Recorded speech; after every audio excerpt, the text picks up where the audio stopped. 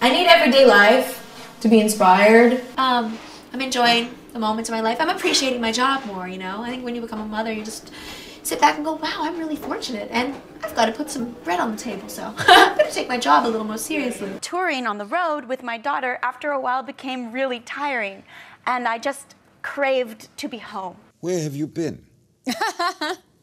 I've been busy. I've been, You haven't had an album in 5 years. No, I haven't. What have you been doing? All kinds of fun things that I needed to do.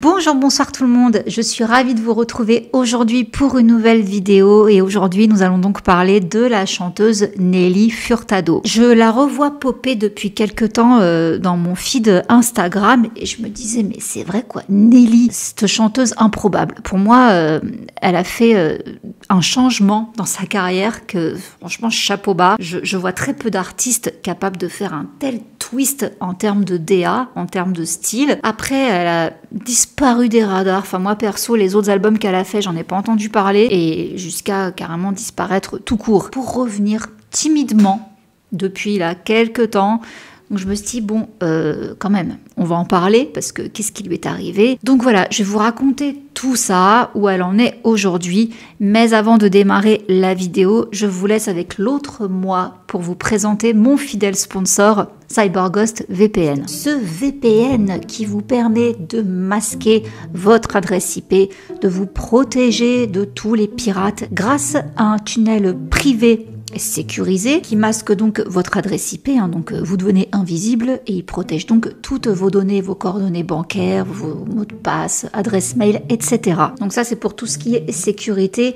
L'autre côté plus cool, c'est que vous pouvez avoir accès à du contenu géo-restreint. Donc il suffit de sélectionner un site de streaming, il y en a plus de 35 sur lesquels vous pouvez débloquer les contenus. Bon bah moi je prends toujours Netflix, c'est surtout là-dessus que je suis. Et bah en 2-3 clics, voilà, vous sélectionnez le pays auquel vous souhaitez avoir accès au catalogue, vous cliquez et voilà, c'est comme si vous y étiez et du coup vous voyez tout le catalogue qu'il propose. Donc n'hésitez pas à vous faire plaisir avec des séries coréennes ou encore d'autres choses. Pour cela, il vous suffit juste de rejoindre les plus de 38 millions d'utilisateurs en vous servant du lien que je vais vous mettre là à l'écran, mais vous le retrouverez également en barre d'infos et en commentaire épinglé. Avec ce lien-là, vous pourrez bénéficier d'une réduction de 83%.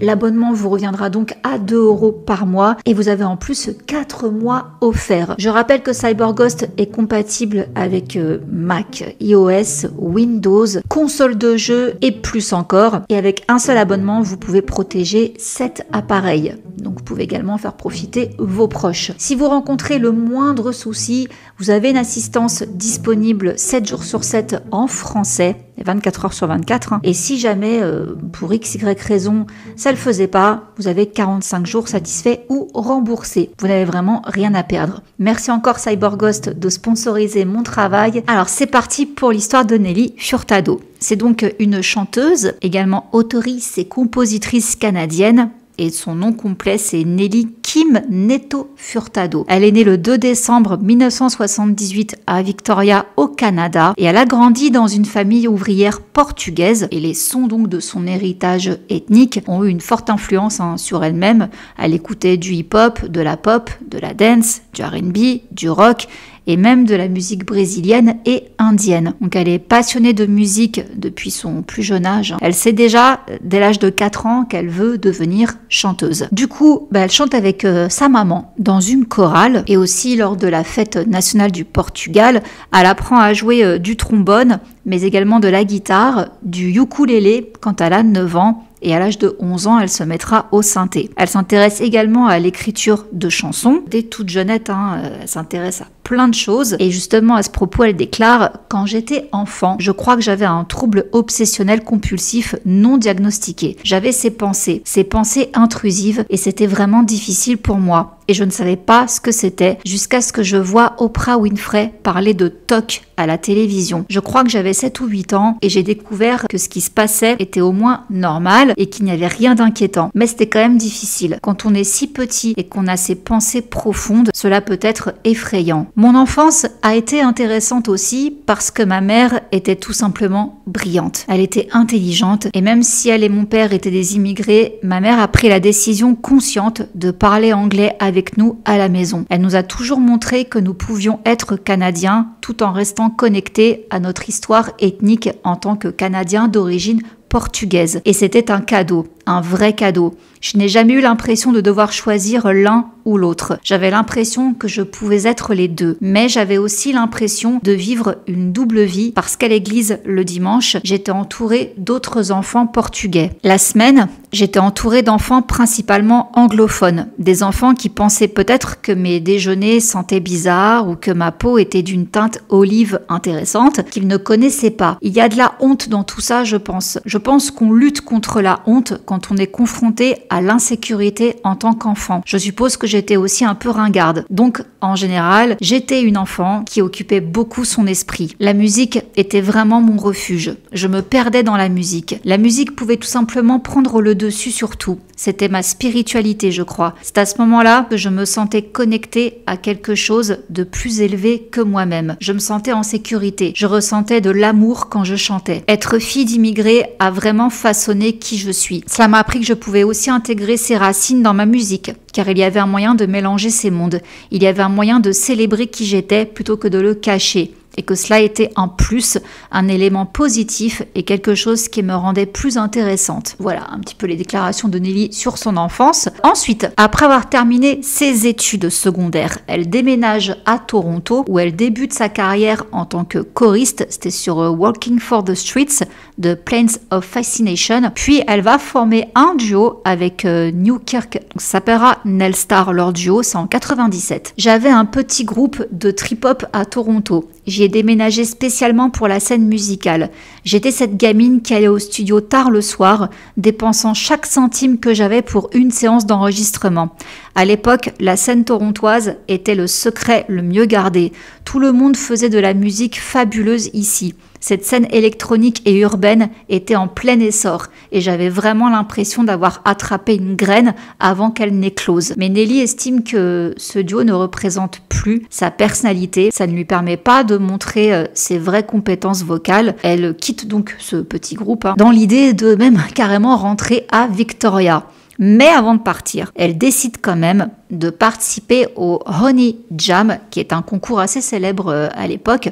Ça se déroule au nightclub Liz Palace. Et là-bas, pendant qu'elle va chanter, il y a Brian West et Gerald Eaton du groupe Philosopher Kings qui forment également un duo de production Track and Field et ils ont été impressionnés par sa présence sur scène et ils vont donc l'aborder et lui proposer de produire en fait des démos. Les démos vont attirer l'attention de DreamWorks Records à Los Angeles et de là donc va naître son premier album Wow Nelly à l'automne 2000. Je me souviens m'être dit ok, je veux faire un album pop, je voulais me prouver que je pouvais être plus épurée. Mon premier album Wow Nelly a pris 18 mois à enregistrer. Alors pour ceux qui se souviennent, les plus anciens, il y avait une émission très célèbre qui s'appelait Top of the Pops. C'était sur la BBC. C'était genre le Hit Machine, quoi, version anglophone. Et elle y est allée. Et c'est là, en fait, qu'elle a capté le succès qu'elle avait. D'autant plus que Nelly, à ce moment-là, c'est carrément une anomalie, quoi. Elle arrive au tournant du millénaire, avec des jeans baggy, des débardeurs, des baskets Adidas. Son album, un peu de tout, quoi. C'est un album multigenre, Wow Nelly. Alors, rappelez-vous quand même, il y a les tubes Turn Off the Light.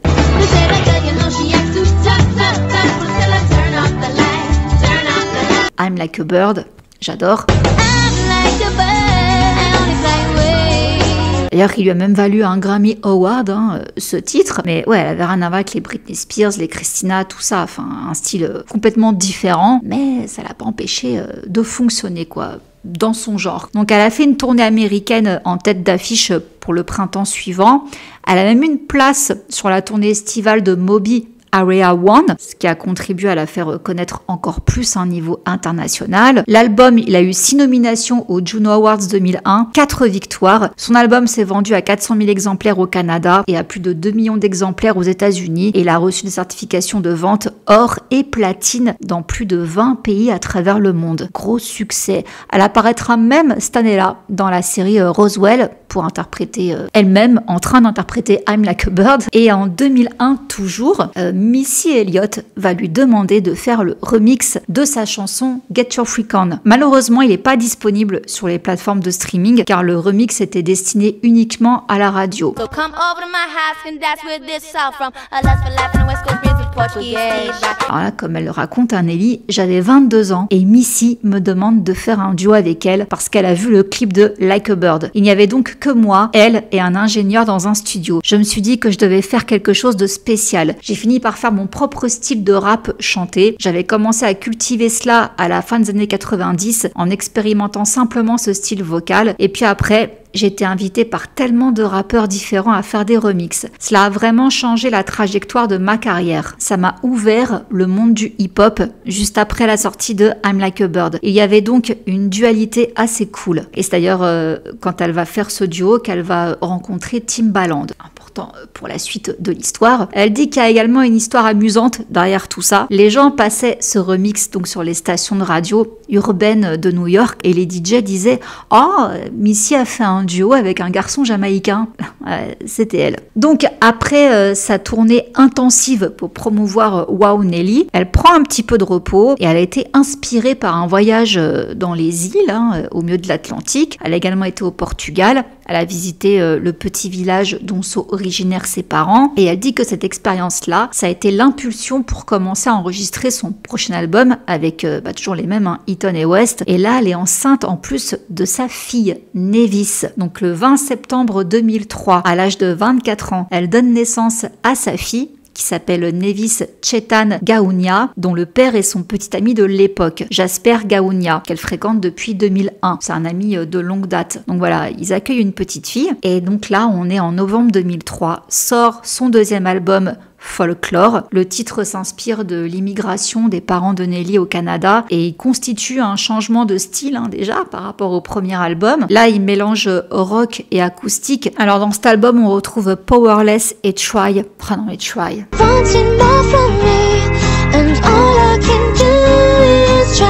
C'est ma préférée de Nelly. J'adore cette musique et c'est celle qui représente le plus pour elle, qui a le plus de signification. Donc c'est une ballade et elle était enceinte justement de 6 mois de sa fille Nevis à l'époque quand elle a écrit cette chanson. Elle dit qu'elle était vraiment très inspirée, qu'il y a beaucoup de morceaux qui lui rappellent des souvenirs assez poignants. Et la deuxième moitié de la chanson, donc Try, a été totalement improvisée, elle raconte. Elle captait beaucoup d'émotions, donc à chaque fois que je la chante en live, partout dans le monde, les fans sont très émus et il y a beaucoup de pleurs. J'ai pleuré quand je la chantais. Beaucoup de gens m'ont dit que la chanson leur avait donné de l'espoir ou les avait aidés à traverser une situation difficile.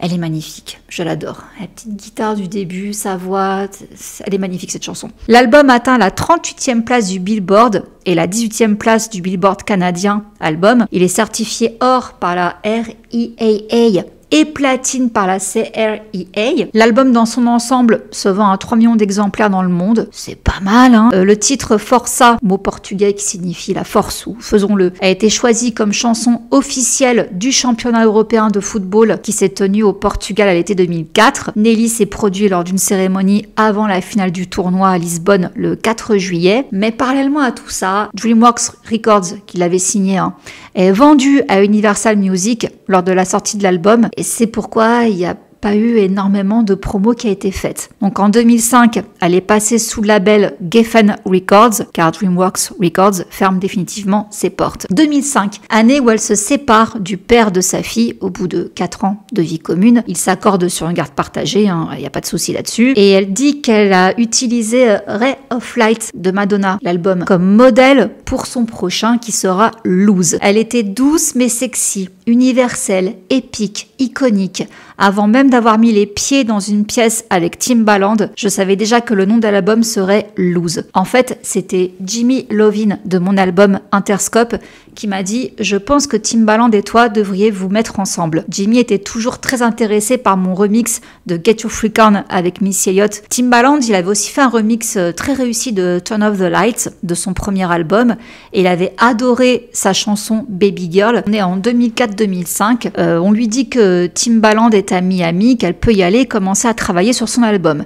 Donc elle avait déjà travaillé à Miami sur ses petites démos avant Lose avec Scott Storch et Pharrell. Elle avait aussi travaillé avec Nelly Hooper en Angleterre. Elle est donc retournée à Miami et elle s'est installée dans un hôtel, genre appartement quoi, avec son cousin qui l'aidait à s'occuper de sa fille de 20 mois. J'apprenais la propreté le jour à sa fille et j'enregistrais Promiscuous la nuit. Je n'avais pas vu Tim depuis 5 ans peut-être et je suis entrée dans la Hit Factory à Miami et lui et moi avons retrouvé la même alchimie. Il travaillait avec Danja Hands à l'époque. Il faisait des trucs vraiment cool. Le premier morceau que nous avons joué était ce qui allait devenir Man Eater. Nous jouions de la musique si fort que le grand haut-parleur au-dessus de la console a commencé à fumer. Puis une flamme est sortie du haut-parleur. Il était en feu. Nous avions peur. Genre, est-ce qu'on invoque le diable ou quelque chose comme ça? Que se passe-t-il? Nous n'avons plus ressorti cette chanson pendant 2 semaines. Je pense que nous avons enregistré l'album entier en 6 semaines maximum, avec des retouches après et un mixage pendant Noël. C'était une période super inspirée et c'était aussi une période cool pour Timbaland parce qu'il était sur le point d'entrer en studio avec Justin Timberlake pour enregistrer Future Sex Love Sounds en Virginie. Lose s'est en quelque sorte intégré à ce disque en termes d'ambiance. Oui, c'est vrai. Maintenant, quand on y repense, ouais, ça se ressemble un peu. On sent que c'est la même prod, quoi. J'allais à la plage ou à la piscine avec ma fille et je travaillais mon bronzage. Puis je me rendais au studio vers 20h. Tim arrivait vers 20h30, 21h. On travaillait. Puis à 1h du matin, j'étais fatiguée parce que je me levais avec ma fille, selon son emploi du temps, donc vers 7h. Alors j'allais dans une petite pièce et je dormais sur le canapé pendant environ 1 heure. Tim et ses amis allaient au club, écoutaient de la musique, étudiaient sur quoi les gens dansaient. Ils revenaient à 4h du matin et nous travaillions encore 1 à 3 heures, puis je rentrais à la maison. Donc ils ont fait cet album la nuit, quoi. Tout simplement. Au fil du temps, j'ai réalisé à quel point Lose est spécial pour beaucoup de gens. C'est bien d'être fier de ce que l'on fait. Et je pense que Tim et moi avons vraiment créé quelque chose de nouveau. Je suis fière que nous ayons pu célébrer notre alchimie à un niveau aussi élevé. Je suis heureuse que les gens aiment nous voir ensemble. C'est assez drôle. Après la sortie de Lose, c'était le truc classique où lui et moi vont commencer à nous battre. Tim a senti que je n'étais pas reconnaissante, puis nous avons eu une dispute parce que nous avions des problèmes juridiques sur lesquels nous n'étions pas d'accord. Et lorsqu'il s'est marié en 2008, j'étais absente et je n'ai pas pu venir. Toutes ces petites choses ont conduite à une lente détérioration de notre relation. Maintenant tout va bien, nous sommes à nouveau amis. C'était une chose rare d'être avec quelqu'un qui vibre vraiment avec vous sur cette fréquence. Alors donc cet album il sort le 12 juin 2006, c'est donc son 3e, Lose, l'album le plus couronné de succès de sa carrière bien sûr.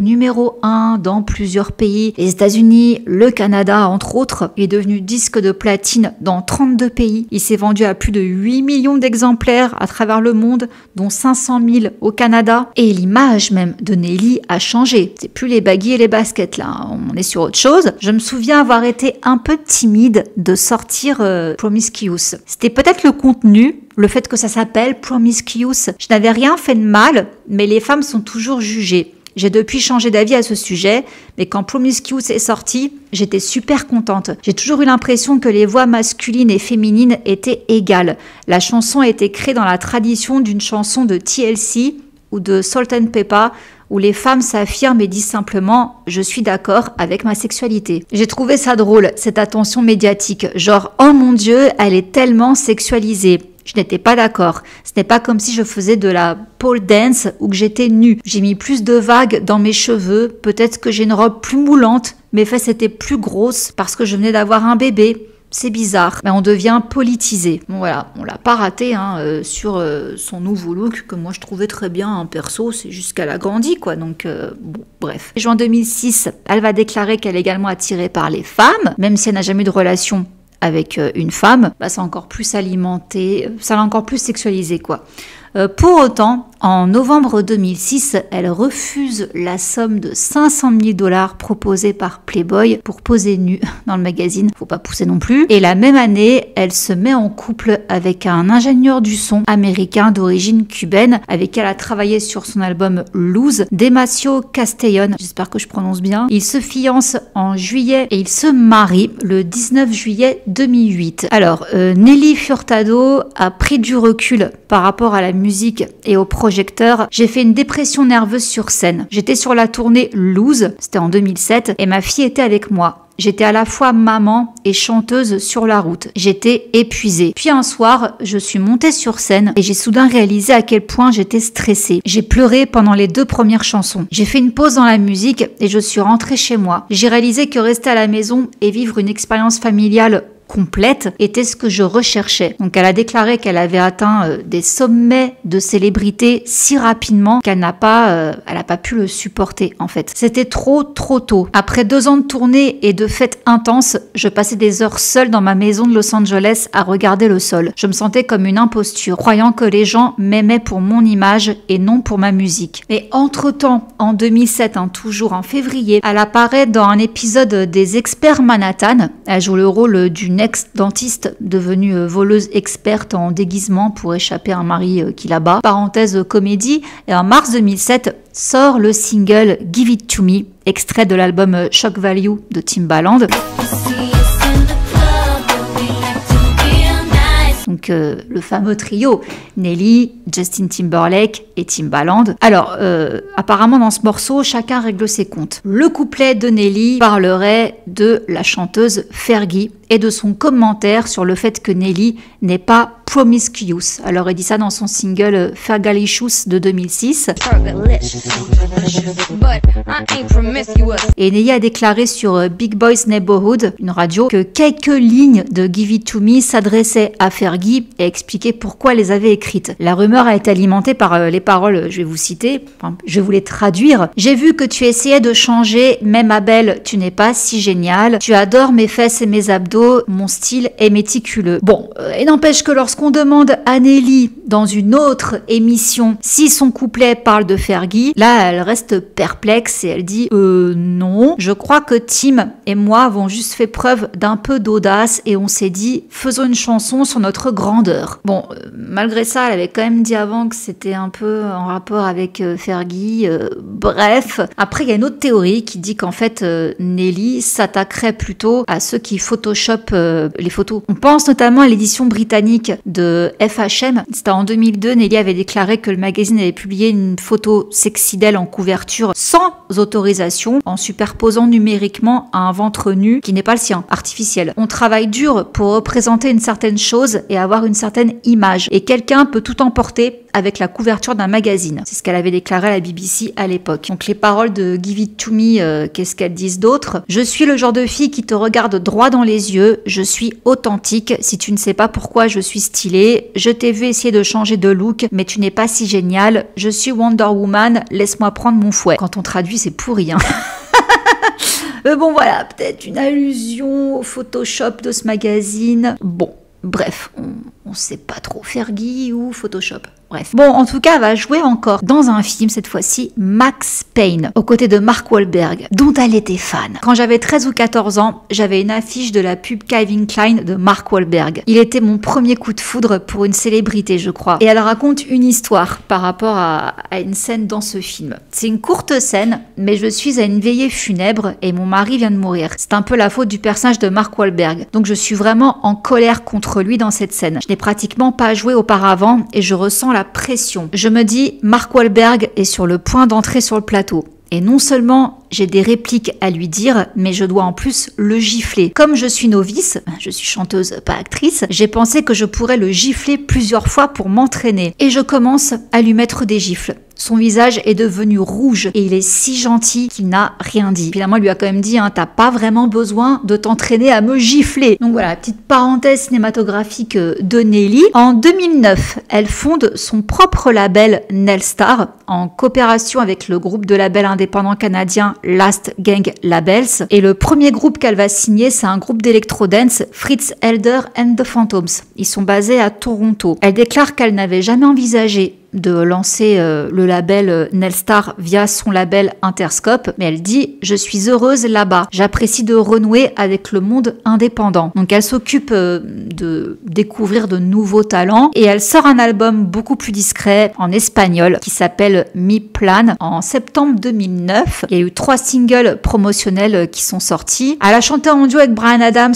sur Bang the Drum. Je vais pas vous dire toutes les collabs, mais elle en a fait quand même quelques-unes après au fil du temps. Mais ce duo-là, c'était lors de la cérémonie d'ouverture des Jeux Olympiques d'hiver de 2010 à Vancouver. La chanson et un best-of est sorti, c'était en novembre de la même année. Un mois après qu'elle ait reçu une étoile sur le Walk of Fame canadien. Et elle sort un nouvel album, The Spirit Indestructible. Alors il y a plusieurs personnes assez connues à la prod, Dark Child, Rodney Jerkins, Salam Remy, Bob Rock, mais les ventes ont été faibles par rapport à son précédent album. Enfin, Mi Plan, c'est encore autre chose, mais par rapport à Lose, ça l'a moins fait. Elle a quand même fait des tournées pour soutenir cet album, donc c'était en 2013. J'ai connu beaucoup de hauts et de bas dans ma carrière sur le plan commercial, donc je suis à l'abri de tout problème. Nous verrons ce qui se passera et nous continuerons à avancer. Et suite à cet album-là, elle va prendre 5 ans de congé. L'industrie musicale, pour l'instant, c'est fini. Elle va effectuer des visites assez fréquentes au Kenya dans le cadre de son travail avec l'organisation à but non lucratif Free the Children. J'ai pris le temps de poursuivre certaines passions personnelles. J'ai tout fait. Des cours de poterie aux cours de couture. J'ai suivi un cours d'écriture de pièces de théâtre à l'université de Toronto pour concrétiser quelques idées que j'avais. C'était une période de développement personnel. Je suis devenue la figure de proue de ma propre entreprise. J'avais un label, je signais des artistes, je faisais du développement, de la production, mais cela fatiguait un autre côté de moi qui est juste cette personne créative qui veut faire des choses. J'ai commencé à suivre des cours d'écriture de pièces de théâtre, de céramique, de couture et à travailler dans le magasin de disques d'une amie pour pouvoir vraiment désapprendre toute cette rigidité, toute cette responsabilité, toute cette pression et ce stress. J'ai découvert que la nouvelle stimulation, les nouvelles images, les nouveaux sons, les nouveaux apprentissages, les nouvelles peurs, tout cela m'a permis de continuer. J'ai aussi fait cette course de 10 km l'année dernière. J'ai traversé une période difficile sur le plan émotionnel. J'ai utilisé la course comme un moyen de guérir. Puis j'ai ressenti la perte de l'expérience de l'enregistrement. J'ai réalisé que le studio était devenu un endroit sûr pour moi. C'était comme un confessionnal. J'ai confessé tous mes péchés dans mes chansons. Et puis, quand c'était fini, j'ai réalisé que je ne reverrais plus jamais ça. Cette expérience ne serait plus qu'un souvenir maintenant. Et c'est toujours triste, je pense, parce que le meilleur moment est vraiment l'enregistrement. Suite à un tel discours, on se doute bien du coup qu'elle va revenir, mais en attendant, malheureusement, en 2016, Nelly divorce de Dematio Castellón après 10 ans de vie commune. Et donc, en 2017, l'année suivante, elle sort un nouvel album indépendant qui s'appelle The Ride, sous son propre label. Bon, il s'est très peu vendu. La première semaine aux States, même pas 2000 exemplaires.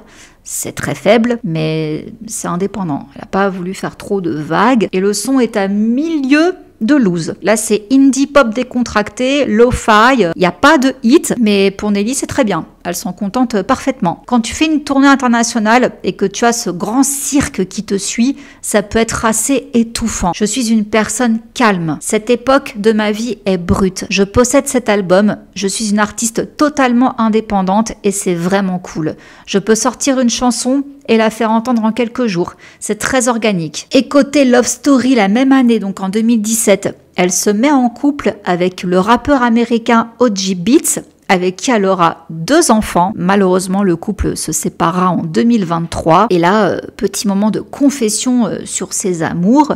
Nelly avoue avoir vécu des comportements abusifs dans une relation passée et elle explique pourquoi cette rupture a été si difficile. J'ai traversé une période très difficile où je pense avoir accepté certaines choses que je n'accepterai jamais aujourd'hui en termes de traitement. Elle est restée vague sur son expérience. Elle donne pas d'indice, en fait, si vous voulez, sur la personne dont elle parle, dont elle fait référence.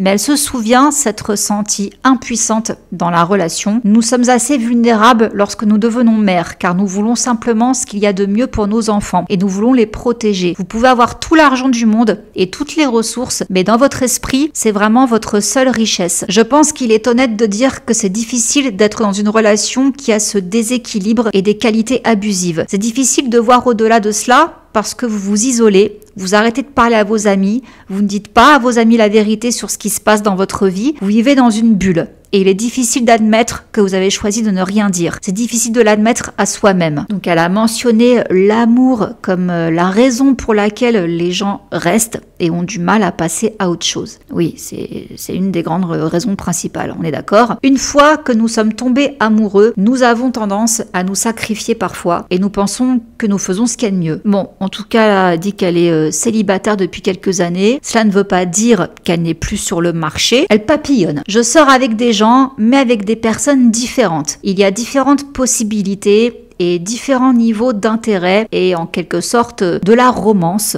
dans différents domaines. Ensuite, elle parle de TikTok. Elle dit que quand elle a vu des fans remixer ses tubes, ses anciennes chansons, elle a ressenti une certaine paix avec sa renommée et du coup, l'an dernier, elle a interprété I'm Like a Bird devant plus de 35 000 fans au OVO Fest de Drake. Il l'a ramené sur scène, il a dit que c'était l'une de ses artistes préférées de tous les temps, qu'il fallait faire un méga big applause pour elle. Donc ça c'était sympa. Après elle a profité de sa venue pour du coup faire découvrir son nouvel album, Seven. Oui, car ça fait 7 ans qu'elle n'avait pas fait d'album. Donc il est sorti en septembre dernier. Rakata, rakata, rom.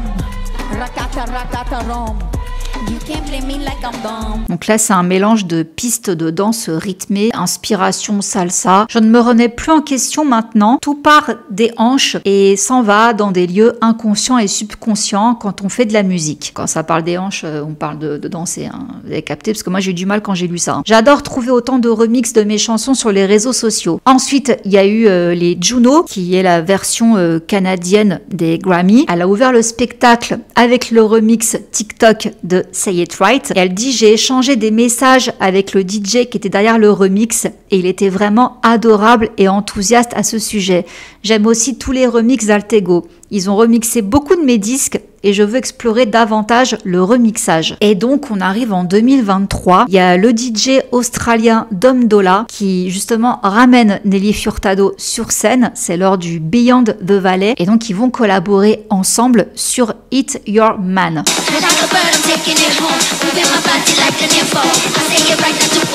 En mai dernier, Nelly Furtado a sorti un premier single intitulé Love Bites en collaboration avec Tovlo et S.G. Lewis et on a appris donc que c'était le premier single d'un nouvel album.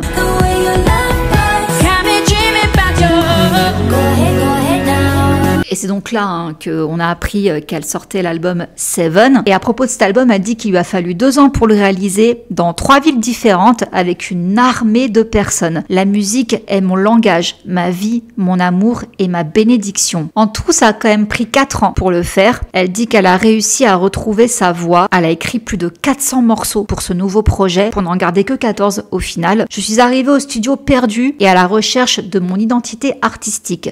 J'ai beaucoup réfléchi et travaillé sur moi-même au cours des 7 dernières années que j'ai passées en dehors de la musique et j'ai donc apporté cette évolution avec moi dans le studio. Donc voilà, album très personnel qui s'inspire de sa vie mais en même temps comme plein d'autres morceaux qu'elle a écrits depuis toujours. Donc voilà les amis pour tout le parcours de Nelly Furtado. J'espère que cette vidéo vous aura fait plaisir. Avant de vous quitter, je remercie encore notre partenaire du jour, CyberGhost VPN.